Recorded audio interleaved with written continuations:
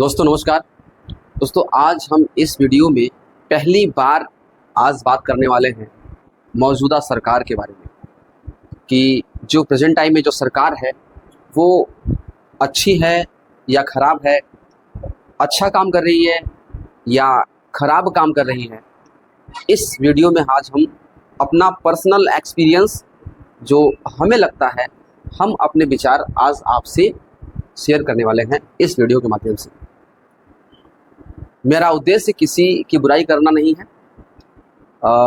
मेरा उद्देश्य सिर्फ इतना है कि हमारे जो पर्सनल विचार हैं हम वो विचार आप तक शेयर कर रहे हैं। और अगर आप चैनल पे नए हैं तो चैनल को सब्सक्राइब करें। चलिए इस वीडियो को शुरू करते हैं और हम मौजूदा सरकार को एक एग्जाम्पल के माध्यम से समझते हैं। सबसे पहले हम एक एग्जाम्पल लेते हैं और हम आपको एक छोटी सी कहानी सुनाते हैं। एक कहानी के माध्यम से हम पूरी बात को समझते हैं। जैसे एक घर का मुखिया होता है, घर का एक गार्जियन होता है। हमारे घर परिवार का सबसे मेन गार्जियन कौन होता है? एक माँ बाप होते हैं या जो बड़े भाई हैं वो होते हैं। लेकिन जो सबसे मेन मुखिया होते हैं, जो सबसे मेन जो जिम्मेदारी उठाते हैं बच्चों की, वो होते हैं माँ बाप।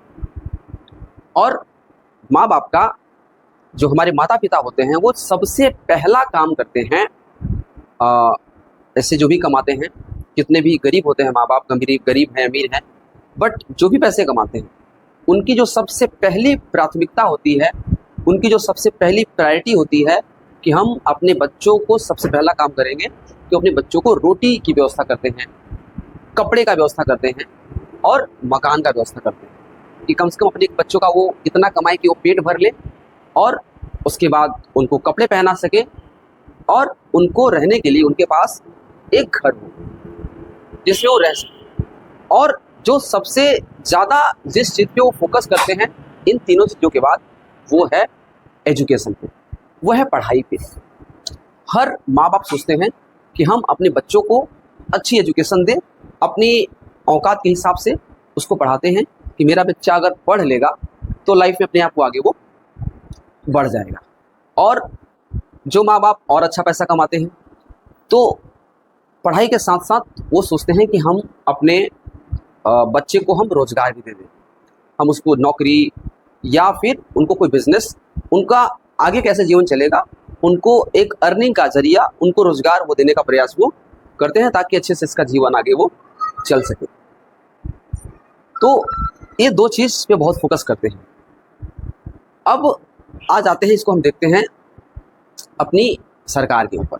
आज हमारे उत्तर प्रदेश के जो मेन मुखिया हैं, जो मुख्यमंत्री हैं, माननीय आदित्यनाथ योगी जी हमारे उत्तर प्रदेश के मुख्यमंत्री हैं, वो सबसे मेन मुखिया हैं।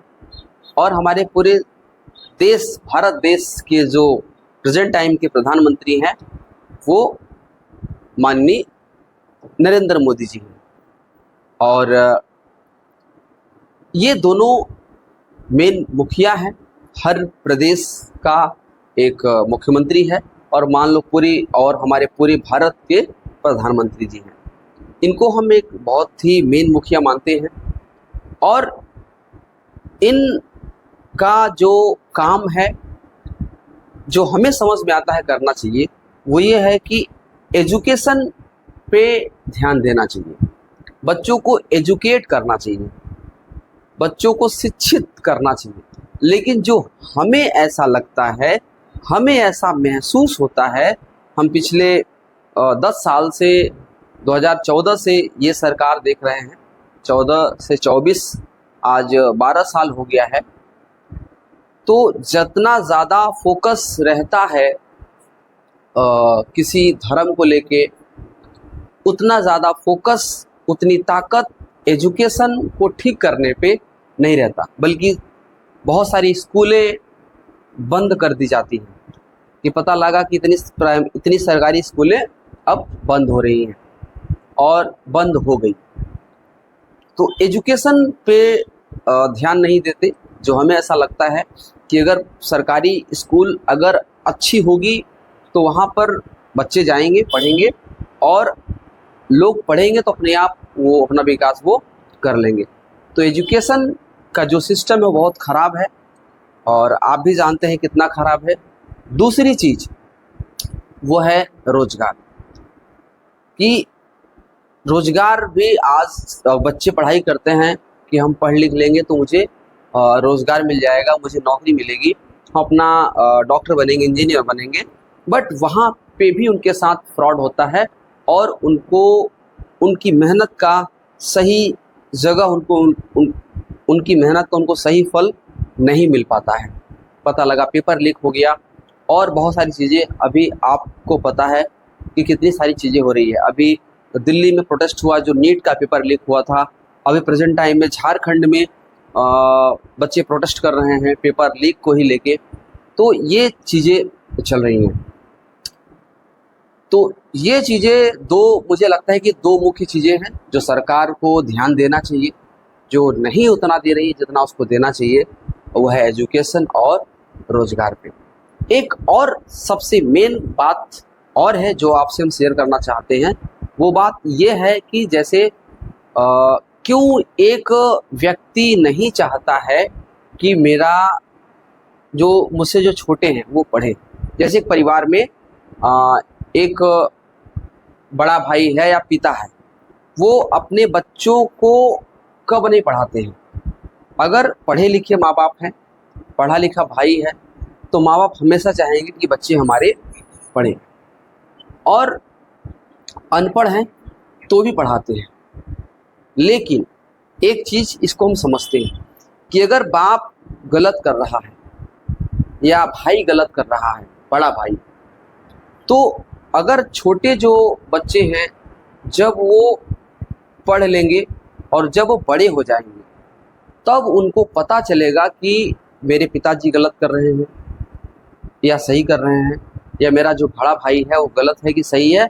जब वो पढ़े लिखे रहेंगे, पढ़ लेंगे, तो उनको पता चलेगा बाद में जब वो बड़े हो जाएंगे तब।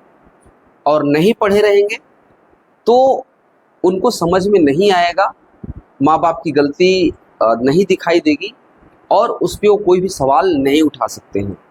और अगर पढ़ लेंगे तो ही उनको समझ में आएगा। तो ऐसा भी लगता है कि अगर जो बच्चे हैं, जो आने वाली जनरेशन है, वो अगर पढ़ लेगी तो उनको सही और गलत का पता चल जाएगा, सरकार क्या गलत कर रही है, क्या सही कर रही है, और वो सवाल खड़ा करेगी।